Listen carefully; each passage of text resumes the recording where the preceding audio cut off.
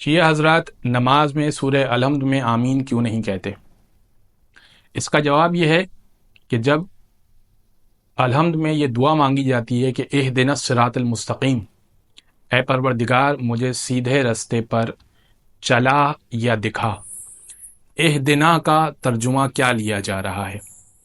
ہمارے برادران، ہمارے بھائی یہ ترجمہ لیتے ہیں کہ اے پروردگار ہم کو سیدھا رستہ دکھا، تو آخر میں وہ کہتے ہیں آمین، ہمیں دکھا، اور پھر وہ دعا کرتے ہیں کہ آمین اے پروردگار ہمیں دکھا۔ جبکہ ہم یعنی اہل تشیع یہ ترجمہ لیتی ہے کہ اے پروردگار ہمیں سیدھے رستے پر چلا، اہدنا الصراط المستقیم، اے پروردگار ہمیں سیدھے رستے پر چلا۔ تو چونکہ ہم چلا والے معنی لیتے ہیں لہٰذا ہم آمین نہیں کہتے، بلکہ ہم الحمدللہ رب العالمین کہتے ہیں، یعنی شکر ہے پروردگار ہم سیدھے رستے پر پہلے ہی موجود ہیں، ہمیں اس پر قائم رکھ۔